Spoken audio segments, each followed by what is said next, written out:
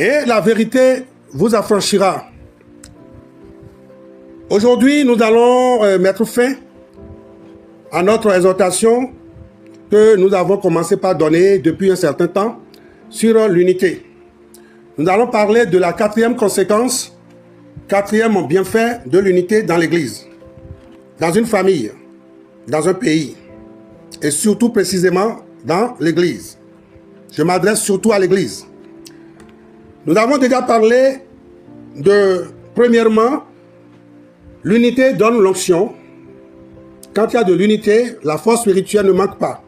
Deuxièmement, il y a la possibilité, là où il y a l'unité, il y a du progrès, il y a des espoirs. Nous avons parlé sur l'unité qui donne la protection. Quand il y a de l'unité, nous sommes beaucoup plus protégés. Dans une église où il y a de l'unité, vous priez, mais le Seigneur contrôle. Mais lorsque vous bagarrez, vous disputez sans cesse, il y a toujours des incompréhensions, des malcompréhensions, personne ne fait confiance à personne, c'est des discussions inutiles. Vous vous accrochez à ces choses négatives, vous préoccupez, vous avez l'esprit pollué, vous avez l'âme tordue, alors n'espérez pas la protection. C'est déjà une brèche que vous êtes en train de mettre en place et l'ennemi va profiter de cette brèche pour opérer beaucoup de choses parmi vous parce qu'il n'y a pas de l'unité. Là où il n'y a pas de l'unité, dans une famille, dans un pays, dans une église, il y a moins de protection. À moins que Dieu fasse exception pour quelques personnes qui viennent pour lui, il va les protéger. Mais ceux-là qui sont des haineux, ceux-là qui sont des arrogants, des orgueilleux, ceux-là qui sont là éloignés de tout, de la parole de Dieu lui-même, mais pourtant sont des religieux qui ne manquent pas de venir à l'église, vous n'êtes pas sous une protection parce que vous avez déjà fait des brèches dans votre vie. Repentez-vous très sincèrement. La dernière partie de notre intervention va sur le témoignage que l'unité peut apporter dans une église où il y a de l'unité. L'unité est un grand témoignage pour les environs de l'église. L'unité est un grand témoignage pour les environs de l'église. Je vais expliquer cela, vous allez comprendre. Dans une église où il y a de l'unité, dans une église locale où il y a de l'unité qui règne, qui prône, il y a de l'unité qui se vit, c'est déjà un grand témoignage autour de cette église, dans les quartiers, dans les environs de cette église où vit l'unité, où les chrétiens, les frères et sœurs sont dans l'unité. Ça a de l'impact, beaucoup d'impact sur même ceux qui n'ont pas encore connu le Christ, mais qui vous voient aller revenir pour adorer le Seigneur Jésus, pour vivre avec le Seigneur Jésus. Les gens vont témoigner de votre unité. Je vais vous donner un petit exemple. Par exemple, après que Jésus-Christ est monté et que l'église a bien commencé, à Antioche, la Bible dit que pour la première fois dans l'histoire, ce sont les habitants d'Antioche qui ont donné le nom chrétien, ce sobriquet, aux disciples de Jésus. Est-ce que vous m'écoutez? Ce sont les habitants, ce n'est pas forcément des croyants, ce n'est pas forcément des gens qui sont nés de nouveau, mais les habitants qui sont autour de l'église d'Antioche, ils ont vu comment les disciples de Jésus, comment ceux-là qui ont confessé le Christ, comment dans leur allant, venant, ils sont en train de vivre l'évangile, la bonne nouvelle de Christ qu'ils ont reçu, au point où cela a impacté les environs de cette église d'Antioche, que ces habitants, ils vont regarder pour donner ce surnom aux disciples de Jésus, en les appelant Petit Christ, en les appelant chrétiens, qui veut dire Petit Christ. Donc l'unité parle beaucoup plus que nos paroles, parmi les païens. Dans une église où l'unité est vécue, les gens qui ne sont pas encore prêts à se donner à Christ, qui ne sont pas encore prêts à confesser Christ, la plupart d'entre eux seront tellement touchés par l'unité, l'amour qui se vit parmi ceux qui se disent chrétiens, disciples de Jésus, à telle enseigne que cela va précipiter leur conversion à Christ. Cela va influencer leur vie, puisqu'ils ne vivent pas cette unité dans leur propre famille. Ils ne vivent pas cette unité dans leur société. Ils ne vivent pas cette unité c'est-à-dire dans leur service. Mais ils voient vécu cette unité parmi les chrétiens, les disciples de Jésus. Ils vont dire, si je ne trouve pas l'unité dans ma propre famille biologique, si je ne trouve pas l'unité dans mon service, si je ne trouve pas l'unité dans mon pays, et qu'il y a une cellule au nom de Jésus-Christ qui se réunit ici, dont je suis témoin de leur unité, de leur amour, ça vaut la peine que je commence l'église, je commence ce milieu avec ces gens-là. Parce que j'ai mis du temps à remarquer leur unité, à remarquer leur amour les uns pour les autres, et cela me touche le cœur. C'est beaucoup mieux que de dire notre Seigneur ressuscité d'entre les morts, il guérit les malades, il sauve, il délivre les démoniaques, et nous n'avons que ça. Alors que de la même bouche que sort ce témoignage de Jésus-Christ, c'est de la même bouche que nous partageons la haine, la jalousie, l'orgueil entre nous. Et cela impacte mal, négativement aussi, ceux qui sont témoins et qui nous observent dans notre quartier, dans notre milieu où se trouve notre église locale. Est-ce que quelqu'un est en train de m'écouter? L'unité est un grand témoignage pour les environs de notre église locale. Il y a des églises, moins de choses, ils s'enflamment. Ils commencent le culte. Et tout juste après le culte, quelques minutes, la fin de ce culte est complètement, c'est-à-dire couverte de bagarres, de disputes à l'intérieur, dans la clôture même de l'église, que les gens qui sont hors de la clôture de l'église entendent déjà les uns qui se disent imbéciles et les autres qui répondaient par sauvage.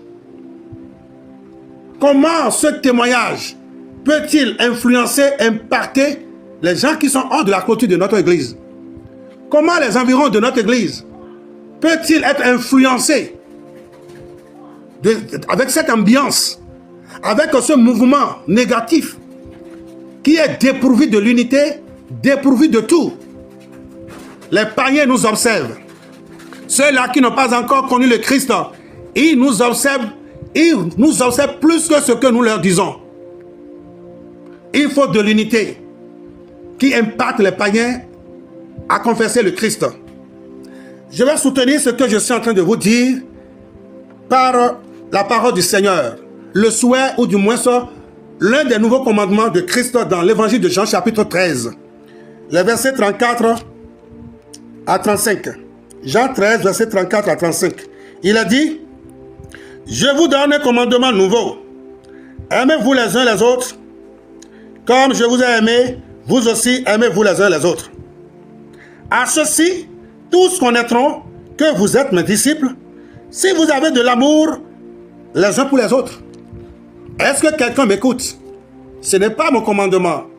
C'est un nouveau commandement de Christ qu'il a laissé à ses disciples qui étaient dans l'immédiat et que nous sommes aujourd'hui. C'est le même commandement que les disciples ont utilisé pour vivre, pour la gloire de Dieu. C'est le même commandement que le Seigneur veut que nous partagions entre nous pour vivre à sa gloire. Qu'est-ce que Jésus demande dans le nouveau commandement?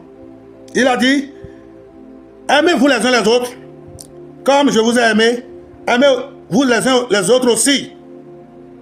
Donc Jésus a donné l'exemple et nous a recommandé de vivre exactement selon son exemple. Et il a ajouté ceci au verset 35. Lorsque vous avez de l'unité, lorsque vous avez de l'amour les uns pour les autres, parce que j'ai déjà eu à dire dans la première partie que on ne peut pas avoir de l'amour les uns les autres si on ne vit pas dans l'unité. Quand on parle de l'unité, c'est de la même famille que l'amour. Là où il y a l'amour, il y a l'unité. Et là où il y a l'unité, il y a l'amour. L'un ne peut pas aller sans l'autre. On ne peut pas être dans l'union, dans l'unité, sans s'aimer. Vous comprenez? Ou sans aimer les autres. De même, on ne peut pas aimer les autres sans rester dans l'unité avec eux. Donc, l'unité et l'amour veut dire la même chose autrement. Donc, Jésus a dit, si vous avez de l'amour les uns pour les autres, cela va faire que les autres qui ne sont pas encore chrétiens, qui ne sont pas encore mes disciples, ils vont voir le témoignage de votre unité, de votre amour. Et ils sauront que moi, le Seigneur amour, vous êtes mes disciples. C'est ce que cela veut dire. Nos églises locales sont remplies aujourd'hui des religieux hypocrites, des responsables hypocrites, des autorités hypocrites, des fidèles hypocrites, des membres de l'église hypocrites, remplis d'orgueil, des jaloux qui se rassemblent. On fait croire à notre environ que nous sommes des chrétiens, nous sommes des disciples de Jésus, mais des disciples de Jésus sans amour, sans l'unité. Où irons-nous avec cette hypocrisie? C'est pourquoi le Seigneur nous a suscités pour donner ce message du dernier temps, afin que chacun de nous, y compris moi aussi qui parle, nous puissions vivre dans l'unité, dans l'amour, les uns envers les autres. C'est très important. L'unité est un grand témoignage pour le corps de Christ envers notre monde idolâtre qui nous entoure. Les païens nous observent, les non-chrétiens nous observent, ils nous écoutent, ils voient tout ce que nous sommes en train de faire. Si toi tu es dans l'unité avec les membres de ton église et que tu prends ton pasteur et les membres de ton église comme tes frères, comme ton père spirituel, comme tes frères et sœurs, est-ce que tu peux maintenant partager le mauvais côté de la famille spirituelle avec ceux-là qu'on cherche à gagner pour le Seigneur? Tout ce qui se passe à l'intérieur de ta famille spirituelle, c'est ça que toi tu prends, le côté négatif, pour partager avec les païens. Ceux-là qu'on est en train d'intercéder pour les gagner à Christ, tu sors de l'église, sous les palabres, c'est là où toi tu partages le côté négatif de ton église avec les païens. Et comme ça, tu es en train de les aider à venir à Christ, n'est-ce pas?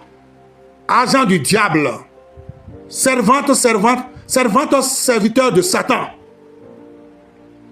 Tu ne sais pas que tu travailles avec Satan? Tu ne sais pas que tu travailles pour le royaume de Satan? Pour le royaume des ténèbres? En vivant dans la désunion, dans la même église que tu te trouves avec les autres. Si tu ne veux plus de cette église, mais quitte-la, au lieu de rester là, à devenir comme une crevette pourrie, une tomate pourrie, cherchant à détruire de l'intérieur ta propre église, ta propre famille spirituelle, en parlant mal, en disant mal de ton pasteur, de tes responsables, des fidèles de l'église, avec les gens qui sont dans les environs de l'église. Tu ne leur fais pas du bien. Tu ne fais que les éloigner du royaume de lumière. Alors, chers frères et sœurs, vous qui m'écoutez, gardez ceci. L'unité est un grand témoignage pour notre église envers ceux-là qui nous environnent dans le quartier où se trouve notre chapelle. Le peu que vous venez d'entendre et qui est la fin, la clôture des 4 parties de notre exhortation sur l'unité, que le Saint-Esprit vous en éclaire et que quelqu'un reçoive au nom de Jésus l'esprit ouvert pour prendre à 2 bras cette vérité et les pratiquer à la gloire de Dieu. Que Dieu vous bénisse. À la prochaine, un nouveau numéro.